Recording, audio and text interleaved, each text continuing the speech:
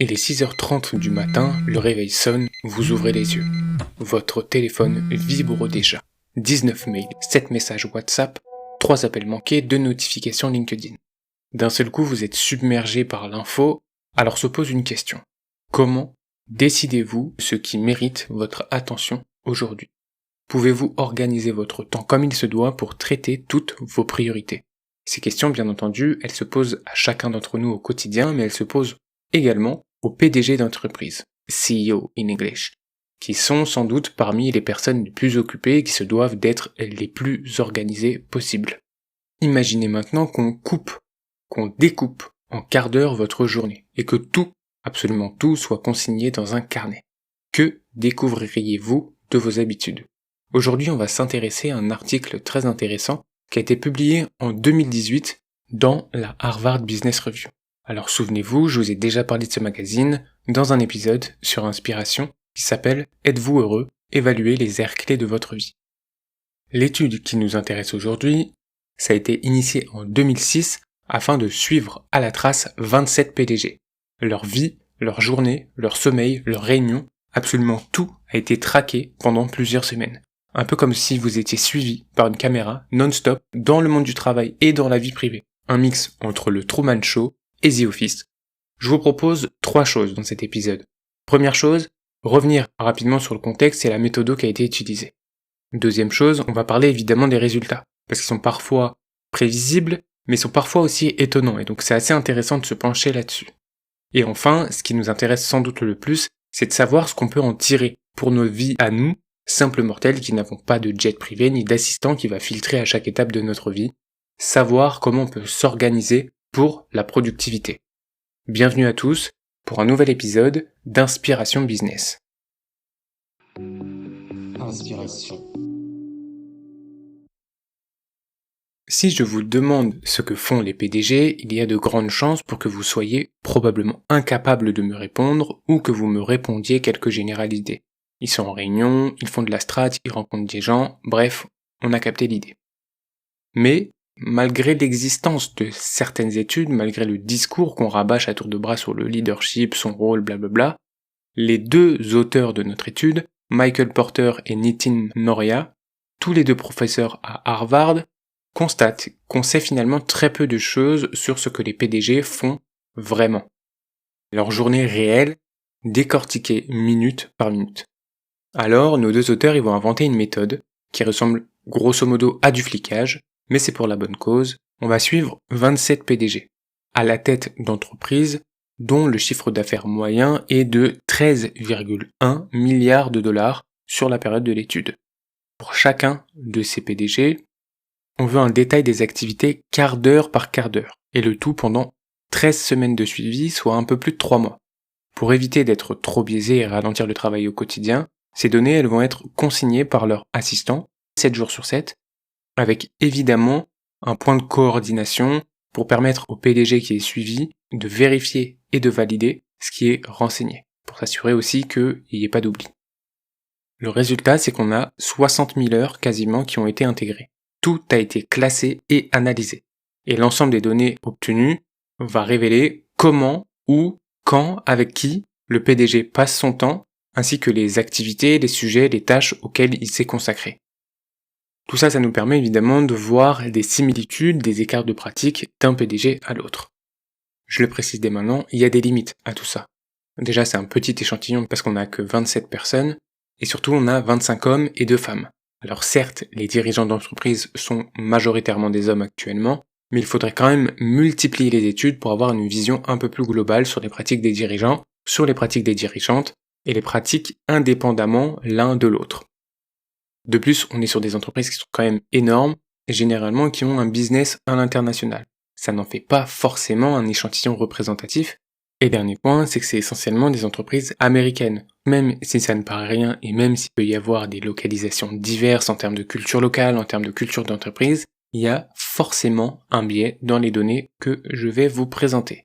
Mais malgré tous ces points, et on pourrait en trouver d'autres, ça donne quand même une image assez inédite du vrai monde des PDG, derrière les feux d'artifice et derrière la vitrine. On va prendre maintenant un PDG moyen, que vous projetiez l'image type. En termes de charge de travail, un PDG type, c'est 62,5 heures par semaine. Sur une semaine de 5 jours, ça ferait 12,5 heures par jour, mais généralement, si on est honnête, il travaille aussi le week-end, enfin si on peut appeler ça un week-end, quand on voit la quantité de travail. Parce que non, les week-ends ils n'existent pas vraiment, on a 79% des samedis et dimanches qui sont grignotés par presque 4 heures de boulot à chaque fois. C'est une réalité qu'on retrouve pour les vacances, avec 70% des jours de vacances qui se retrouvent travaillés pendant 2,4 heures en moyenne. Si je le dis autrement, en tant que PDG, vous êtes en week-end, vous emmenez vos gosses au foot le matin, ensuite vous bossez 4 heures pendant l'après-midi, et vous refaites la même chose le lendemain. Pour les vacances, c'est un peu la même idée. Hop, petit voyage en Espagne, on va à Barcelone, on visite la Sagrada Familia, sauf que, en fait non, parce que vous avez une réu de 2 heures sur Teams qui est prévue. Et ça, c'est la vérité pour 70% de vos jours de congé. On s'en doutait, être PDG, c'est un truc qui vous prend énormément de temps, et dans un sens, ça se comprend, parce que quand vous êtes le big boss, tous ceux qui travaillent pour vous ont quelque chose d'important à vous dire, et souhaitent votre aide, et souhaitent votre avis pour prendre des décisions. Et la transition, elle est parfaite, parce que maintenant, on se pose la question, concrètement, comment ce temps, il est utilisé? Sans trop de surprise, énormément de réunions. En moyenne, 72% du temps est passé en réunion.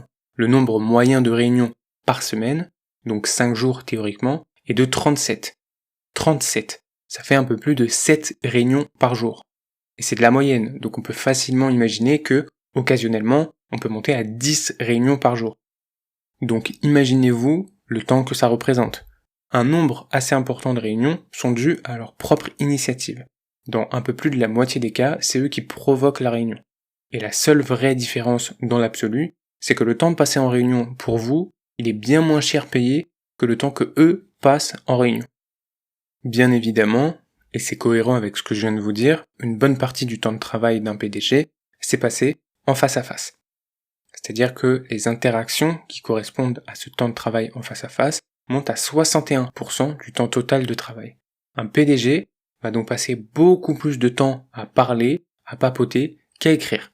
Mais ce n'est pas complètement en reste, cela dit, parce que sur l'ensemble du temps, on passe presque un quart dans la communication électronique. Autrement dit, je simplifie, mais c'est les mails. Alors, je sais pas ce que vous en pensez, mais je trouve que ça fait quand même pas mal de temps, surtout à l'ère du tout dématérialisé, digital, etc. Et en même temps, quand on réfléchit, on se dit que ça prend beaucoup plus de temps parce que, forcément, les mecs sont tellement occupés que ça leur demande un peu de réflexion pour se remettre dans le sujet, de prendre le temps de répondre. Potentiellement, en plus, derrière, ça déclenche une cascade d'actions, juste pour avoir une réponse peut-être très simple. Bref, c'est peut-être pas le mieux comparé à une petite réunion ou un petit appel. Ce qui finalement raccroche avec ce qu'on disait juste avant, précédemment, sur le pourquoi ils ont autant de réunions. Je vous disais tout à l'heure que cette étude, elle a été conduite à partir de 2006. Elle a été publiée en 2018, et même si c'est évoqué très rapidement une seule fois, je trouve qu'il serait quand même hyper intéressant de savoir quel effet a eu l'épidémie, et évidemment les confinements qui s'en sont suivis, sur l'usage de la visio. Un dernier élément peut-être sur les interactions. Seuls 3% du temps est directement alloué aux investisseurs ou aux clients de l'entreprise. Et c'est vrai qu'on se dit de premier abord que c'est assez surprenant, mais si on prend le temps de réfléchir, le rôle du PDG c'est pas tant lui-même d'aller convaincre les investisseurs ou d'aller chercher des clients, je préciserai après, mais plutôt sur la base des grands objectifs qui ont été décidés conjointement avec les actionnaires ou les investisseurs, faire en sorte de dégager une stratégie qui permette d'y arriver. Évidemment qu'il sera en tête-à-tête pour de la négociation de certains contrats, pour les rencontres de plus haut niveau, pour assurer un positionnement, etc. Mais très souvent, le cœur du métier, sauf dans certains secteurs, il se fait pas directement à ce niveau-là, même si le rôle d'incarner l'entreprise et d'incarner la vision de l'entreprise reste un levier vraiment primordial. Maintenant, on aura probablement l'occasion d'y revenir dans d'autres formats, mais normalement le rôle d'un PDG, ou l'un des premiers rôles du PDG, c'est évidemment de déterminer la stratégie d'entreprise. Par exemple, sur des horizons qui sont compris généralement entre 3 à 8 ans. Et je prends volontairement une échelle un peu large.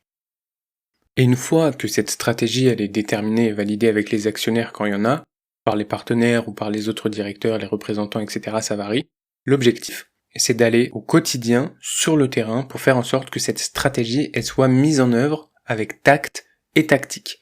Alors concrètement, comment ça se reflète dans un agenda et dans un calendrier? Eh bien, ça peut paraître surprenant, mais seulement 21% du temps est consacré à la stratégie en tant que telle. Bon, si on était sur une semaine de 5 jours, ça représenterait quand même une journée complète, donc je trouve que c'est déjà pas mal sur 5 jours d'avoir un jour dédié à ça. Mais le reste, finalement, le reste du temps, c'est ce qu'ils ont appelé dans l'étude l'avancement du quotidien. Ça veut dire de l'organisation, des processus, des revues d'équipe, de la gestion de crise, de la communication, et tout un tas d'obligations un peu symboliques, les échanges, les conférences.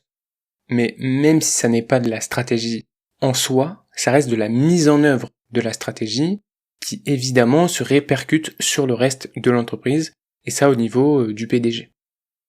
Si je vous prends une métaphore, un peu bateau, elle vaut ce qu'elle vaut, c'est comme si vous étiez chef cuisinier, chef de plusieurs établissements, et que vous ne passiez plus qu'un seul jour par semaine à effectivement être en cuisine, et que les 4 autres jours de la semaine, finalement vous faites de la gestion de vos établissements, vous organisez le fonctionnement de vos restos.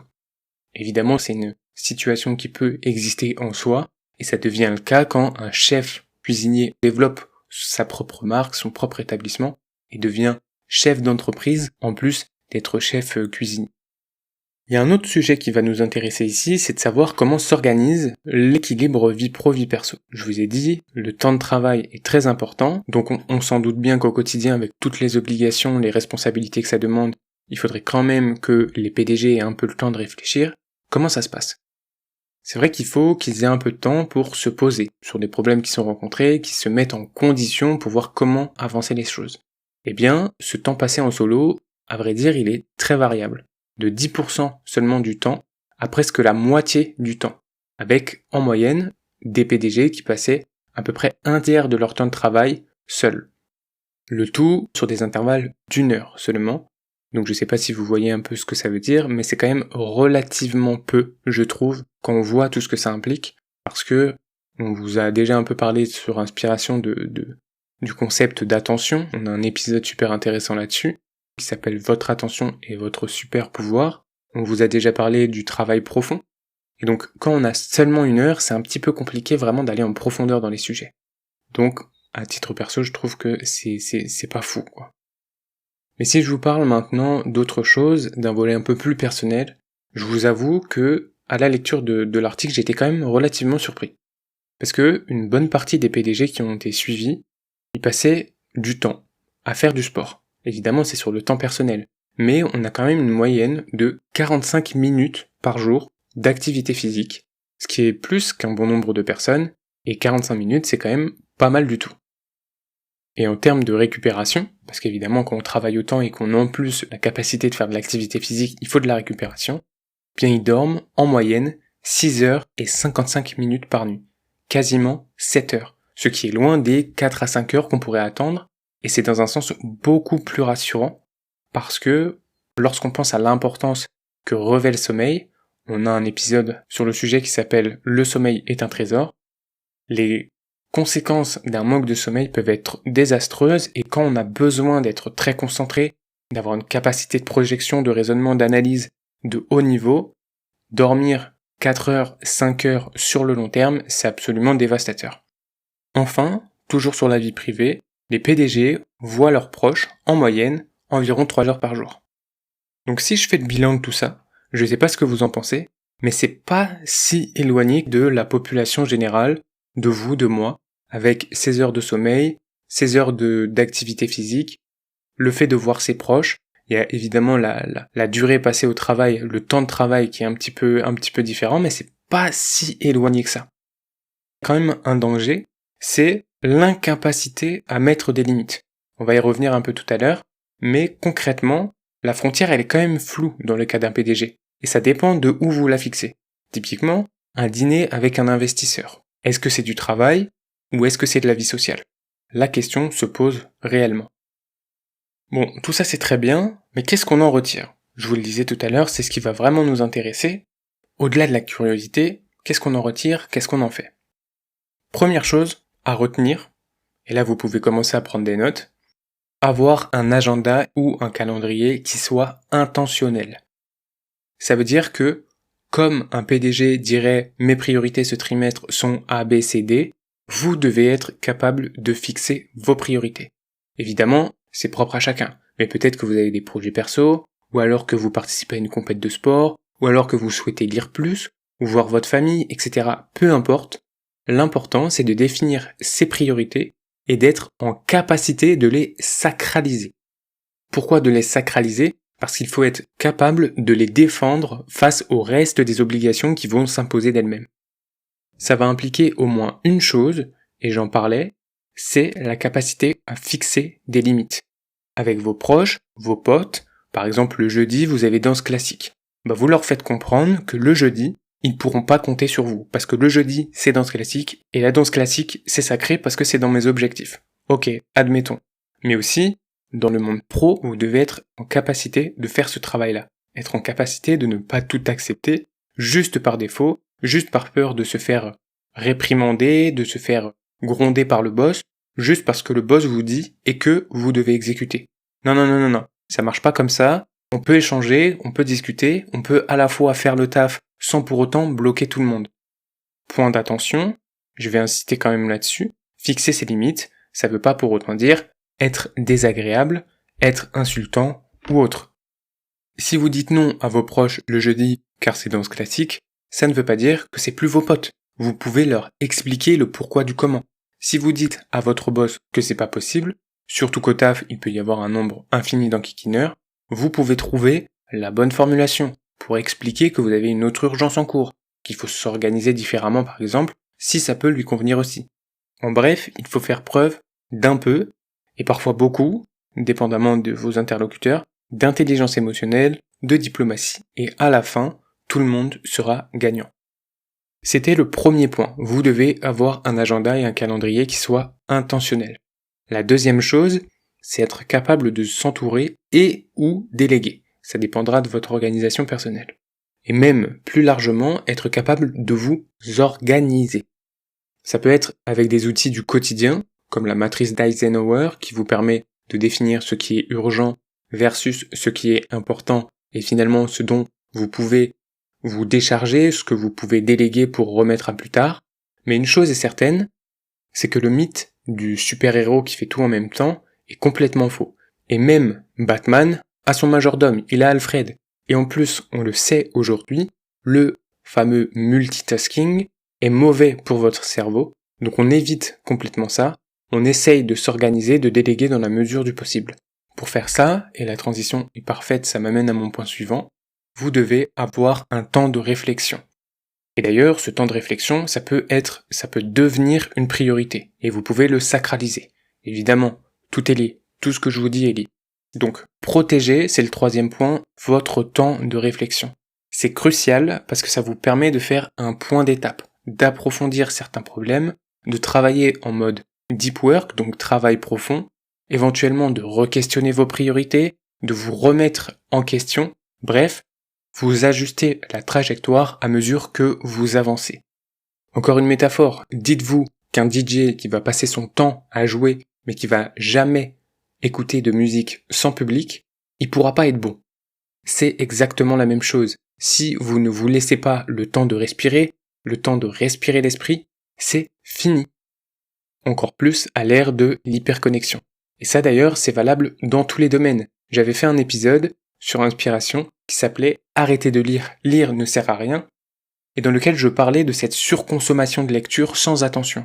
Je citais Schopenhauer qui mettait en avant le fait que si vous inondez constamment le cerveau, dans une certaine mesure c'est bien, parce que ça l'oblige à travailler, mais au-delà d'un seuil, vous êtes juste en surcharge et vous ne prenez plus le temps de digérer tout ça. Vous ne prenez plus le temps de faire sédimenter la connaissance, de créer des avis, de trouver des chemins dans toute cette forêt incompréhensible. Donc, prenez le temps de vous poser et de digérer. Sacralisez votre temps de réflexion. Les derniers points que l'on peut retirer de tout ça, c'est deux choses. Première chose, maîtriser les rituels. Et deuxième chose, pour moi ça va avec, être capable de jouer sur l'équilibre. Si vous êtes quelqu'un qui est très occupé, avec beaucoup de passion, beaucoup d'activités, avec des activités qui vont être très prenantes, il peut y avoir évidemment des volets de votre vie qui vont en pâtir. Notamment, par exemple, sur les obligations sociales. Les obligations sociales, c'est des rituels de fonctionnement qui prennent du temps, aller boire un verre avec telle personne, tenir au courant telle autre, etc. Mais ces rituels sociaux, ces obligations sociales, elles communiquent quelque chose de fort. Et attention, là je parle en pro et en perso. C'est-à-dire que ça peut être voir du monde, aller boire un verre, comme ça peut être participer à X réunions parce que vous êtes dans un groupe de travail depuis le début, mais que vous avez jamais dit un mot. Il faut être capable, évidemment, toujours de prioriser, de fixer une limite, éventuellement de s'organiser et déléguer, et bien sûr de dire oui à ce qui renforce ce qui vous semble nécessaire. Ça peut être le lien, ça peut être la posture professionnelle ou personnelle, et dire non à ce qui vous intéresse un peu moins, ou à des réunions qui vident votre âme pour l'aspirer vers les enfers. Donc il y a un équilibre à trouver. L'équilibre étant évidemment propre à chacun, même s'il y a des fondamentaux à avoir, le sport, le sommeil, la nutrition, mais après c'est à vous de voir. La composante sociale, c'est aussi hyper important, et je parle en connaissance de cause, ceux qui me connaissent le savent, c'est parfois un petit peu dur en termes de calendrier de se retrouver, et donc il est important de prendre en compte cette composante sociale dans les priorités que l'on se fixe. L'équilibre est bien sûr à nouveau propre à chacun, et même s'il y a des fondamentaux comme le sport, le sommeil et la nutrition, c'est à vous de voir. Il faut quand même garder en tête que des mecs qui sont à la tête de plusieurs milliards de chiffres d'affaires dorment parfois plus que nous et sont capables de faire du sport 45 minutes par jour tout en voyant leurs proches. Donc si eux sont capables de le faire, a priori, nous, on devrait pouvoir essayer de jongler pour trouver un équilibre qui correspond à tout ça et qui nous permet de faire, selon notre situation, ce que l'on souhaite faire. Ce qui nous permet de mettre en place des actions qui nous font tendre vers cet équilibre qu'il faudrait atteindre. Par exemple, typiquement, la prochaine fois que vous avez envie de scroller, faites-le, c'est pas un problème, vous vous donnez un temps dédié, mais peut-être qu'il est plus judicieux de pas le faire sans intention et à un moment où ça va sacrifier votre sommeil pour juste des vidéos que vous aurez oubliées dans les 30 secondes qui viennent. En conclusion, qu'est-ce que les calendriers des PDG ils nous disent ? Eh bien, ils nous disent qu'un PDG, malgré les paillettes, le prestige, blablabla, ils vivent quand même dans une course sans fin qui correspond à l'image ultra occupée qu'on pouvait s'en faire. Le temps est grignoté par des obligations, des rituels d'entreprise, des urgences, des réunions, etc. Mais leur emploi du temps, comme le vôtre, c'est un miroir des valeurs qu'ils ont et de la façon de vivre qu'ils ont au quotidien. Pour nous, évidemment, on en retire tout ce que j'ai cité, avec l'idée qu'il est peut-être temps d'écrire et de maîtriser son agenda, en l'agençant un peu comme vous éditeriez une playlist Spotify. On garde les essentiels, on supprime les bruits de fond. Et en parlant de playlist et de Spotify, n'oubliez pas de vous abonner à notre podcast et surtout de mettre la cloche sur les différentes plateformes pour être informé de notre prochain épisode. Maintenant, si vous deviez documenter chaque quart d'heure de votre vie pendant 3 mois, que découvririez-vous ? Peut-être que vous passez un peu plus de temps sur TikTok que prévu, que vos réunions d'équipe ultra essentielles au travail grignotent vos soirées en amoureux, que vous n'avez toujours pas commencé cette nouvelle activité et dont vous parlez depuis 2 ans à tout le monde. Si vous ne savez pas par où commencer pour essayer de reprendre la main sur tout ça, et finalement pour auditer votre calendrier et votre vie, je vous redirige de nouveau vers mon épisode « Êtes-vous heureux ? Évaluez les aires clés de votre vie ». Ce sera un très bon départ. Et n'oubliez pas surtout que même Marc Aurèle, le fameux empereur romain stoïcien, dans ses pensées, nous rappelle qu'il avait la flemme de se lever le matin, mais qu'il le faisait quand même, tout simplement parce que lorsque vous avez défini votre agenda, qu'il est en accord avec vous-même, avec vos valeurs et vos objectifs, tout est plus facile. Ayez un planning millimétré et vous serez inarrêtable. C'est tout pour moi, j'espère que vous avez apprécié cet épisode. Si tel est le cas, 5 étoiles, s'il vous plaît, c'est important pour qu'on continue à vous pondre ce genre de pépites. Autrement, je vous dis à très vite pour un nouvel épisode Business. Inspiration.